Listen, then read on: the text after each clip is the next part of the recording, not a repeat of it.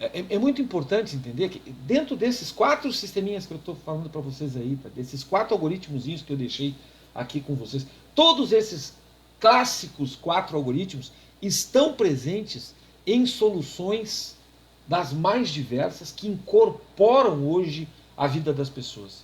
É importante entender isso. Que boa parte do que nós temos da estrutura econômica da sociedade está baseada na capacidade que os computadores têm de resolver algoritmos simples como esses, simples do ponto de vista de definição, do ponto de vista do que se envolve no enunciado do problema, mas algoritmos como esses que eu ilustrei aqui para vocês. Eu trouxe aqui alguns exemplos. Tá? O caso do projeto Genoma Humano, né? 100 mil genes com 3 bilhões de pares de bases hidrogenadas. Né? O sequenciamento do genoma humano. Né? Isso somente é possível pensar no estabelecimento desse tipo de solução, de um problema dessa complexidade, com um esforço concentrado de um conjunto de pesquisadores das mais diversas áreas do conhecimento, no qual, evidentemente, os problemas que envolvem algoritmos computacionais exercem um papel fundamental. Eu coloquei aqui que 4 bilhões e meio de pessoas no mundo utilizam a internet. Se vocês imaginarem que cada computador, que algumas dessas 4 bilhões e meio de pessoas que estão no mundo, cada computador desses conectado à grande rede internacional de computadores, a grande rede internacional de informações, cada computador desses tem um endereço, cada computador desses tem um IP. E quando parte uma informação, ou quando eu solicito uma informação de um servidor que está lá na Ásia, de um servidor que está lá nos Estados Unidos, de um servidor que está aqui em Porto Alegre, vocês imaginem que algum sistema computacional está resolvendo o roteamento para que essa informação seja buscada lá e trazida até o meu computador. Entendem? Entendem o problema do caixeiro viajante? Entende a otimização dos caminhos? Entendem como essas coisas estão correlacionadas? A capacidade de ordenamento. Quando eu disparo uma consulta no endereço da internet, que para mim aparece lá como um www. Qualquer coisa, a gente sabe que essencialmente esse www qualquer coisa vai se transformar num endereço IP, num número IP. E a localização de onde está esse servidor, como eu chego a essa conexão, eu vou ter que buscar numa tabela, vou ter que procurar numa tabela de sequenciamento para entender como é que essa coisa toda está organizada, a arquitetura dessa grande rede que é extremamente complexa. E aí eu entro o problema do ordenamento, e aí eu entro o problema da verificação dos caminhos a serem percorridos. Tudo isso está presente, e somente esses algoritmos elementares permitem que nós tenhamos solução para problemas dessa ordem de grandeza. Eu peguei, por exemplo, o caso das contas bancárias, voltei aqui.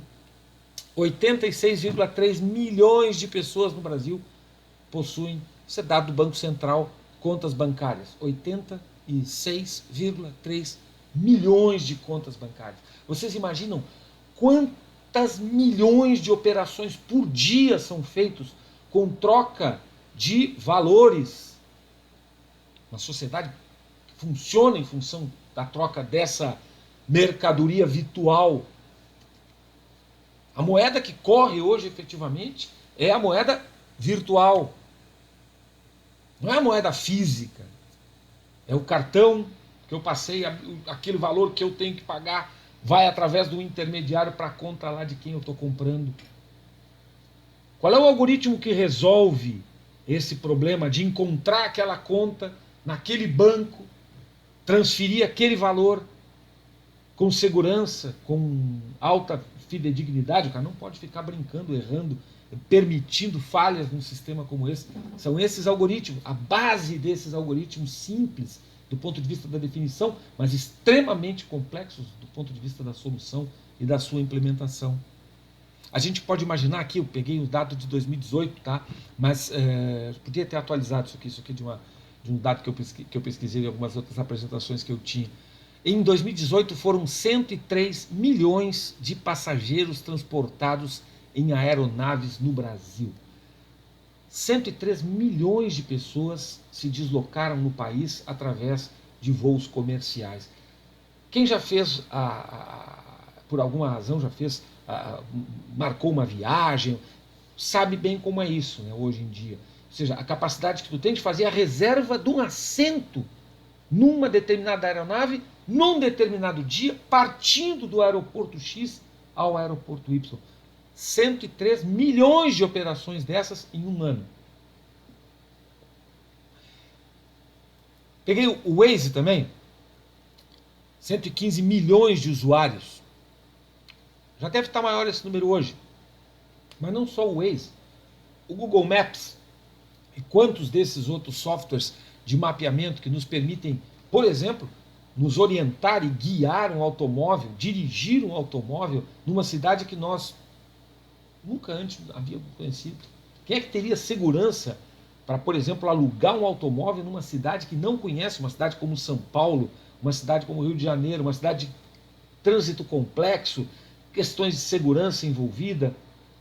Então, a partir dessas ferramentas, essas ferramentas de navegação e de orientação, em algoritmos seguros, em algoritmos que são capazes de resolver o melhor caminho, aplicando grafos, aplicando técnicas avançadas, técnicas matemáticas bastante interessantes, né, inteligentes, integrando sensores, um sistema multissensorial. Se a gente for analisar hoje a capacidade que nós temos de receber um sinal GPS, um sinal de uma constelação de satélites, capaz de integrar a minha posição no tempo com uma precisão de alguns metros em qualquer parte do planeta. São algoritmos computacionais que permitem essas tecnologias. Somente algoritmos computacionais. E eles têm que ser tão eficientes que eles podem ser, hoje mesmo, embarcados em processadores que estão compactados dentro de um smartphone. E isso é decisivo. Entender esse processo é decisivo. Peguei o Uber também. O Uber vale. Peguei o valor, que é o que estava no anúncio que eu me lembrei do Uber, né? Do algoritmo do Uber, né? Do algoritmo do Uber. O Uber vale hoje alguma coisa em torno de 150 bilhões de dólares. Um algoritmo. O segredo do Uber é o seu algoritmo. Entendem isso?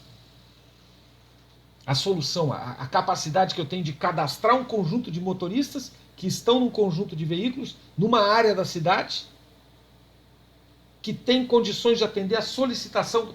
Entendem? Eu aplico. Claro, o sistema de aplicativos é baseado num determinado algoritmo, um algoritmo de busca. Porque ninguém ficaria esperando 20 minutos alguém vir me atender quando eu estou num determinado ponto da cidade. Entendem isso?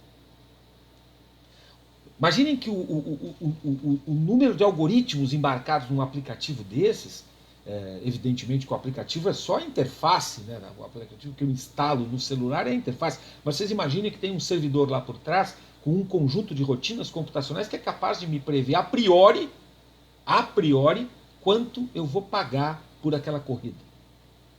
Entendem isso?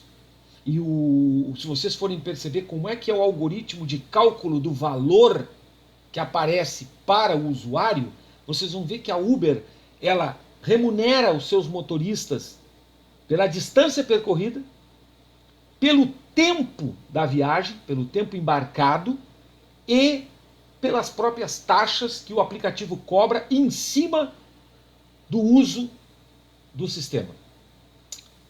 Então o sistema teve que, inicialmente, estimar a distância percorrida entre origem e destino do usuário. Ele tem que ter estimado o tempo de viagem até lá para poder calcular um valor que seria efetivamente o valor transferido ao motorista e acrescido a isso a sua taxa, que não pode ser percentual. Isso é interessante, não pode ser percentual, tem uma técnica de apropriação. Isso são os algoritmos computacionais que estão a serviço desse aplicativo. E o termo algoritmo, ultimamente eu tenho prestado muita atenção, a gente presta atenção nisso, embora eu não seja lá um grande usuário, nem um usuário muito assíduo das redes sociais. Mas o termo algoritmo, vocês têm que convir comigo, ele ganhou uma popularidade muito grande, né, em função dessas análises justamente envolvidas nas redes sociais. Então a gente sabe hoje, por exemplo, eu coloquei aqui o símbolo do Facebook, podia ser o Instagram, né, qualquer um deles, né, é muito, muito interessante prestar atenção nesses algoritmos. O algoritmo do Instagram é muito interessante. Do ponto de vista, vocês vejam que a mesma empresa, né? A mesma empresa, o Facebook e o Instagram. Mas observem como eles trabalham. E o que hoje se critica no quê? Se critica na rede social? Se critica não. Se critica no aplicativo, no algoritmo do aplicativo. No algoritmo do sistema computacional. No algoritmo da rede social. O que é o algoritmo da rede social? É justamente esse conjunto de procedimentos básicos que o sistema está programado para executar em função da navegação que cada pessoa faz em cima daquele aplicativo. E os objetivos são bem claros, né? Os objetivos são bem claros. O objetivo é te manter o máximo tempo possível acoplado na plataforma, navegando a plataforma. Porque a empresa vai otimizar o lucro dela em função, evidentemente, do número de anúncios que tu perceber. E os anúncios que tu vai perceber são muito em função do tempo que tu ficar ligado na plataforma.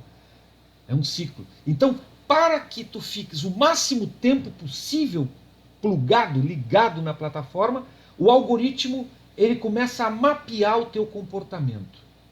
Ele começa a mapear os teus procedimentos, né? No caso específico do Instagram, ele vai construir uma espécie de ranking em relação às tuas áreas de interesse, em relação à cronologia, a uma variável temporal, em relação aos relacionamentos que tu estabelece com as pessoas com quem tu troca mensagens, com as pessoas com quem mais habitualmente tu visita as páginas. Então tu começa a construir um grupo de relacionamento e ele vai evidentemente te dar mais tempo, te dar mais oportunidade de exibição dos conteúdos dessas pessoas. Isso tudo está no algoritmo. Quem está resolvendo é o algoritmo computacional que está lá por trás. Um algoritmo que está a todo tempo inspecionando o teu comportamento na rede. A usabilidade também é importante. A usabilidade é justamente o tempo que tu permanece no sistema e o teu comportamento no sistema. Se tu te detém em algum conteúdo ou se tu simplesmente vais passando por aqueles conteúdos. Então, até isso, a característica da tua usabilidade, o quanto tu retorna naquele tipo de conteúdo, naquele tipo de exibição. E, obviamente, claro, né, nesses casos dessas redes todas aí, quando tu linka os teus seguidores. Né? Então, as pessoas que tu segue, as pessoas que tu marcasses como sendo seguidor.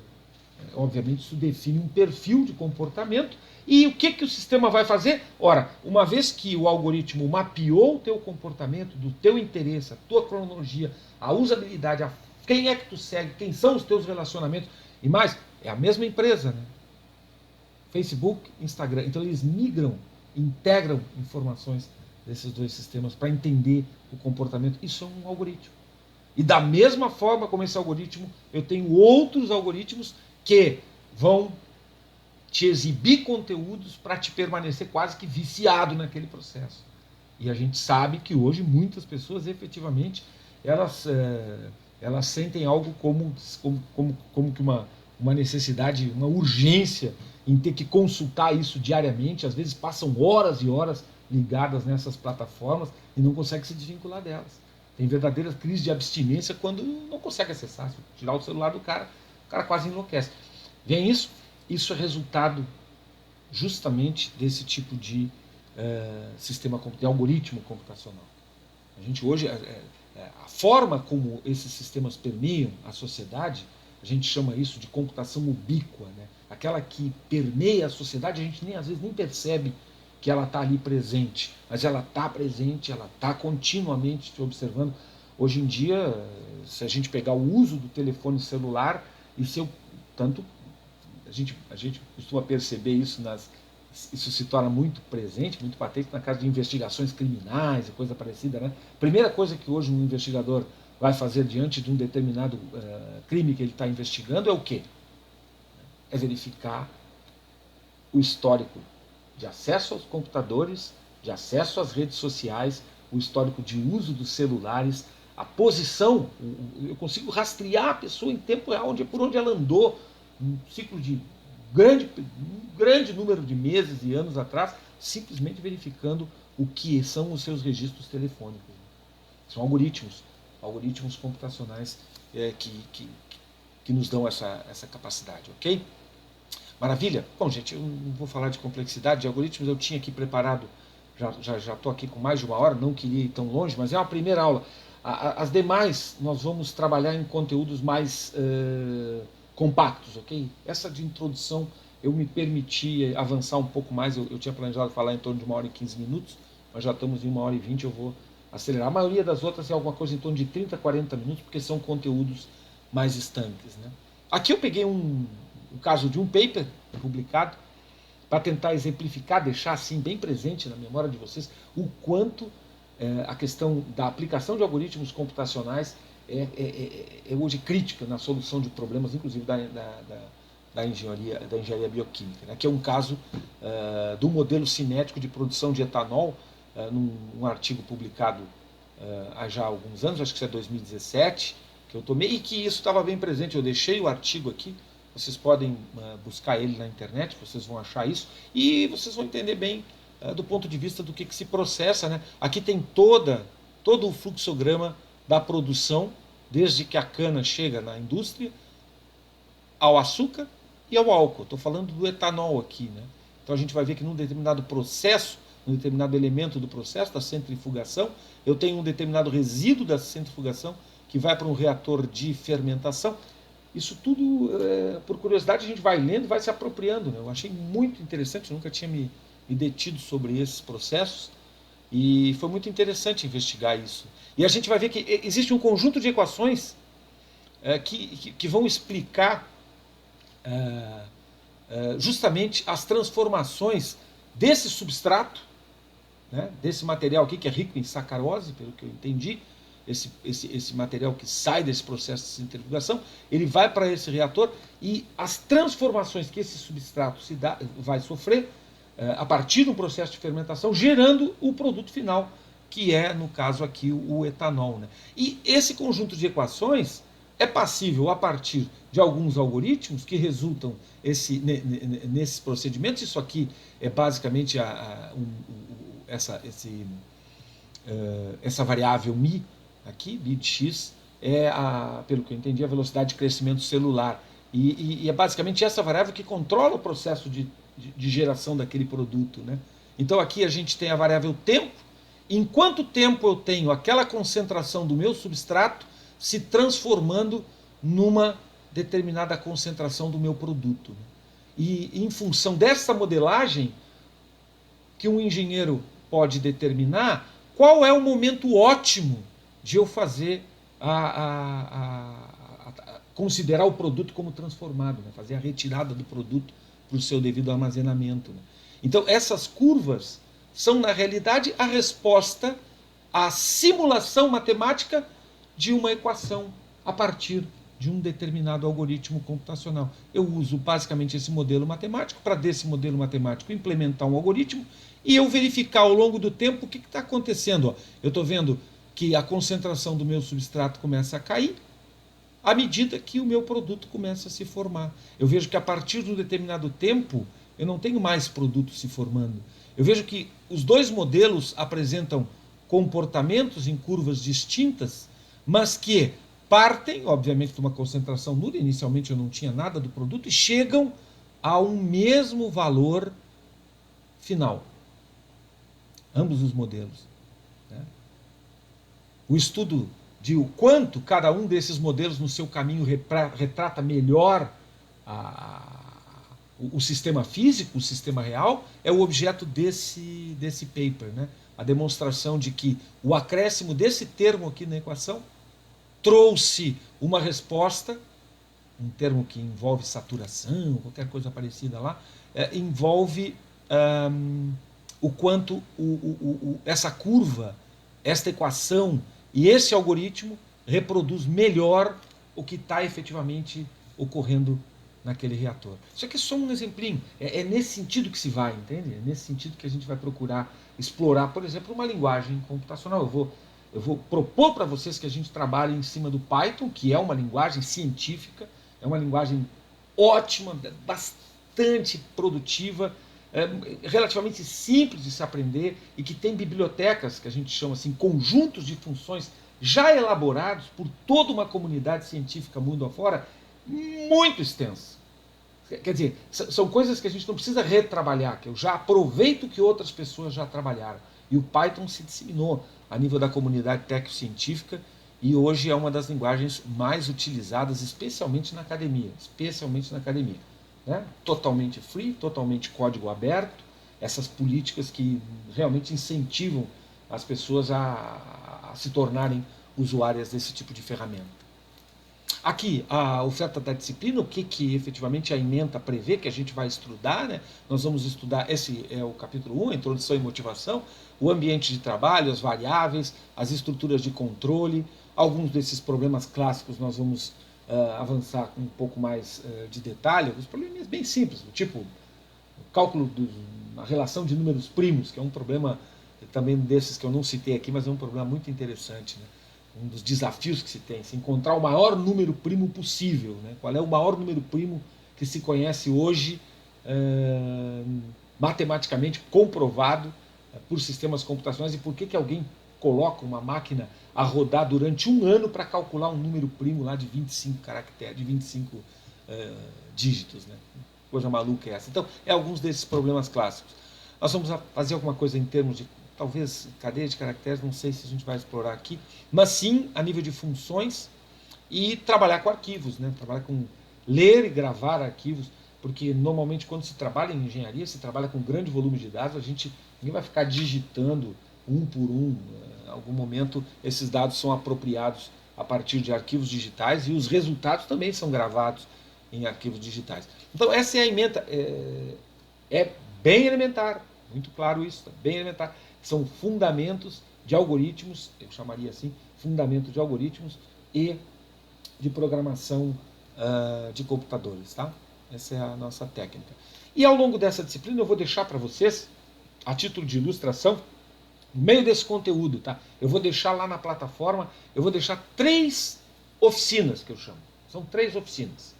Tá? Para que vocês ganhem tempo de uso em algumas plataformas que eu tenho a impressão que podem ser úteis para vocês. Tá? Uma primeira delas é uma ferramenta visual, uma ferramenta lúdica, que o objetivo dela é aprimorar a tua capacidade de raciocínio lógico para o desenvolvimento de programas computacionais. Tá? É uma plataforma desenvolvida pelo MIT, se chama Scratch, tá? E o Scratch é uma ferramenta visual, uma ferramenta que nos permite desenvolver pequenos jogos, implementar alguns algoritmos de forma bastante simples, utilizando blocos. Então, ele é muito concreto nesse sentido. Né? Eu vou fazer alguns experimentos no Scratch e estimular vocês a desenvolverem alguns programinhas. Tá, ok? Então, o Scratch é uma das ferramentas que eu vou deixar uma oficina com ela para que vocês se apropriem da forma de construir a estrutura de um programa. Entendeu? Como construir a estrutura de um programa. Eu considero que é bem mais fácil para quem nunca lidou dentro desse universo de programação de computadores. Começar pelo uso do Scratch é muito importante. Se hoje eu tivesse algum tipo de influência em termos dos currículos das nossas escolas, eu incentivaria as crianças desde lá do ensino fundamental a utilizarem ferramentas como o Scratch. A aprimorar a capacidade de entender os problemas, construir pequenos algoritmos para resolvê-los e implementá-los numa ferramenta visual, que praticamente não precisa saber nada de linguagem computacional para poder montar um programinha dentro desse ambiente. Tá, ok? Outra das oficinas que eu vou deixar para vocês é a exploração de planilhas eletrônicas. Tá? Considero isso um tema também intermediário. Né? Eu já não estou saindo um pouco de uma ferramenta mais lúdica e estou indo para uma ferramenta que tem um grande potencial de aplicação, que a gente sabe que é muito utilizada, inclusive dentro do setor comercial, industrial, normalmente para banco de dados, mas não só para banco de dados. Tá? Eu tenho muitas interações e muitos projetos com empresas da iniciativa privada, com o setor público, e não são poucas as vezes em que a gente visita alguns desses parceiros e a gente verifica que no processo interno, no processo de controle da produção, no processo de estimativa de valores, do cálculo de orçamentos, o cara usa efetivamente o potencial das planilhas eletrônicas. Então, para quem nunca usou, para quem não tem familiaridade, eu vou deixar alguns exercíciozinhos, uma pequena oficina para explorar essas ferramentas. A gente sabe que tem mais de um, tem ferramentas como o LibreOffice, que tem uma planilha eletrônica lá embutida e que pode ser utilizada, e tem o Office em si, a ferramenta proprietária, né, da Microsoft, extremamente usual, um potencial de uso enorme, capacidade gráfica e tantas outras coisas que podem ser exploradas. E por fim, evidente, eu vou deixar para vocês uma oficina no Python, tá? É todo um tutorial, como se faz a instalação da plataforma, a instalação de um IDE, de um ambiente de programação, a linguagem em si, o ambiente de programação, o ambiente de exploração, de execução, e alguns algoritmos. A gente vai implementar alguns algoritmos e estimular vocês a testarem e escrever os seus primeiros programas em Python, porque eu garanto para vocês assim, ó, depois que a gente escreve os primeiros programas, que a gente consegue desenvolver e apropriar a técnica de exploração desse ambiente, o sujeito não para mais. Ele é muito intuitivo e é muito simples de se desenvolver. É um sistema interpretado, mas bastante operacional, rápido. A gente encontra muita informação sobre os mais diversos problemas resolvidos com Python aí na internet. Ok? Então é isso. No começo era isso. Nós vamos fazer algumas das nossas aulas são desse caráter expositivo demonstrativo. Algumas das aulas que eu vou deixar para vocês são tutoriais. Tutoriais significa dizer que tu tens que ter uma plataforminha instalada no teu computador e a gente vai mostrar passo a passo como executar algumas operações para chegar a um resultado comum.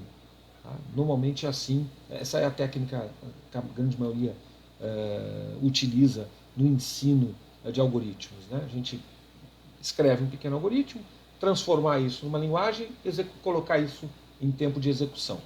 Tá certo? Basicamente, para fazer isso, a gente pega alguns probleminhas, escreve um algoritmo simples para eles, transforma, traduz isso numa linguagem computacional e tem que ter um ambiente para testar. Então, eu vou deixar algumas dessas aulas que são tutoriais. A gente tem sempre, né, na plataforma o fórum de discussão, é importante que vocês usem, vocês coloquem dúvidas ali, vocês sabem que efetivamente o trabalho de ensino à distância, ele ainda estamos engatinhando. Tá? Mesmo no que a gente chamava antes de sistema híbrido, né? Sala de aula e alguma coisa no sistema computacional, a gente ainda estava